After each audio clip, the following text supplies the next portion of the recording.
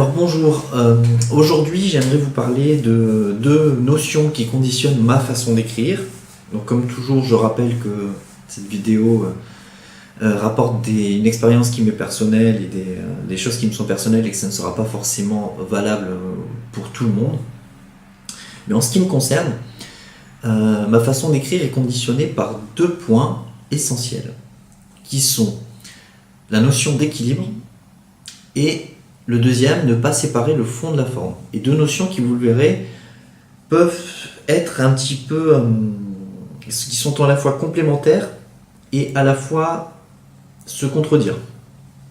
Et c'est là toute la difficulté. Alors qu'est-ce que j'entends par notion d'équilibre? L'équilibre, c'est d'assurer au texte une sorte d'homogénéité à tout niveau. Pour expliquer cette notion d'équilibre, je vais prendre l'exemple des jeux de stratégie. Que ce soit le jeu de Go, donc, comme je dis, dont je suis passionné, ou bien le jeu d'échecs, ou tout ce que vous voulez, le jeu de dames, etc. Quand vous allez commencer un jeu de stratégie, la première règle, ça va être d'apprendre les fondements, les règles de base. En littérature, en écriture, ça va être la même chose. Vous écrivez les règles de base, vous apprenez les règles de base. La grammaire, l'agencement des phrases, tout ce qui fait en fait l'écriture, tout ce qui fait la littérature. Bon, dans un deuxième point, dans les jeux de stratégie. Au début, une partie se termine, et vous serez d'accord avec moi, par exemple si vous vous mettez aux échecs, les premières parties se terminent à cause d'une erreur grotesque d'un des deux adversaires. Un des deux ne voit pas que la dame allait se faire manger, la dame se fait manger, la partie est déséquilibrée, et ils perdent, et la partie se perd. Donc au début, pas trop d'intérêt au jeu. Pareil en littérature, en écriture, au tout début, quand on écrit, on va faire des erreurs grotesques. On va faire des répétitions à tir larigot, on va faire des enchaînements de phrases qui ne vont pas être jolis, ou on va essayer de faire des très très jolies phrases alors que on va donc faire des phrases complexes alors que c'est pas forcément l'idéal. Bon. Pour en revenir à l'analogie donc des jeux de stratégie, les parties commencent à être intéressantes quand il n'y a plus d'erreurs. Quand il y a, enfin pas plus d'erreurs, mais quand il y a beaucoup moins d'erreurs grotesques ou d'erreurs stupides faites par un des deux adversaires. C'est-à-dire que quand les deux adversaires, par exemple aux échecs, ne se font pas démanger des pièces bêtement, mais quand les pièces qui ont été piégées par l'adversaire le sont de manière stratégique et de manière pensée, réfléchie. Et bien ça va être la même chose pour l'écriture. Au début, on va faire beaucoup de fautes un petit peu stupides, et c'est à force de reprendre les phrases les unes après les autres, de les retravailler, que l'on va déceler quels vont être ces types de langage.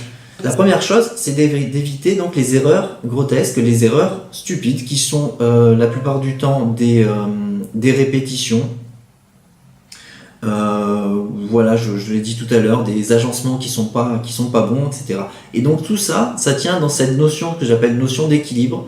Alors je vous vois venir, vous allez me dire, oui, très bien, il faut un équilibre dans le texte, mais si tu aseptises ton texte en enlevant toutes les structures de phrases identiques, toutes les répétitions, toutes les choses comme ça, ton texte il va perdre en saveur, il va perdre ce qu'on appelle le style. Parce que le style, qu'est-ce que c'est si ce n'est justement des répétitions de même structure, si ce n'est des répétitions de mêmes mots, etc.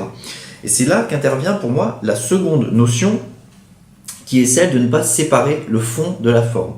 Je suis tout à fait d'accord pour mettre des répétitions, tout à fait d'accord pour mettre des belles métaphores, pour mettre des belles comparaisons, pour mettre des belles structures complexes, mais il faut qu'elles soient justifiées par le texte, par l'histoire.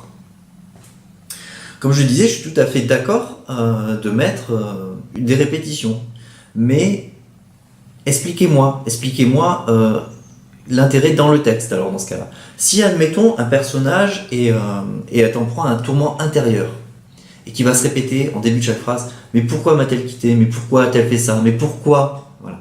Là, vous avez donc une anaphore, répétition d'un même mot au début de chaque phrase, c'est justifié. Vous avez un tourment intérieur d'une personne qui va se poser des questions, ça va être comme une litanie à l'intérieur de sa propre tête. Là, ça fonctionne bien.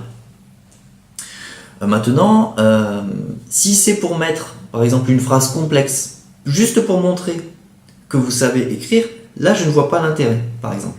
Enfin, pour moi, il n'y a pas d'intérêt. Si c'est purement pour dire, voilà, j'ai fait des superbes phrases très lyriques, alors que vous êtes en pleine phase d'action, par exemple, ben je vois pas trop l'intérêt.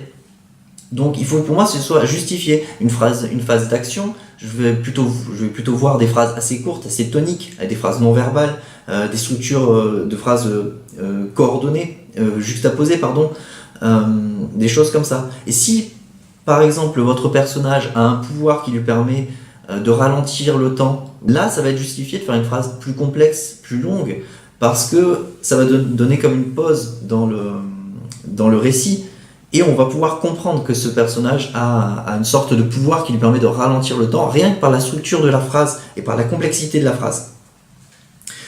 Donc, moi, c'est ça en fait. Je veux bien qu'il y ait des métaphores, mais il faut que vous me le justifiez.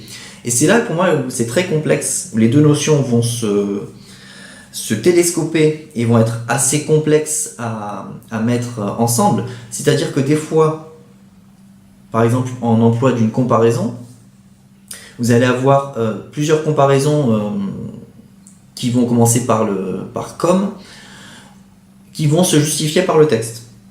Mais, par contre, au niveau équilibre, vous allez avoir une répétition de ces mêmes structures qui ne vont pas aller, qui ne vont pas faire joli. Vous avez un côté esthétique aussi dans le texte à respecter. Et qui ne vont pas être dans le jargon, comme on va dire, qui ne vont pas donner un aspect publiable.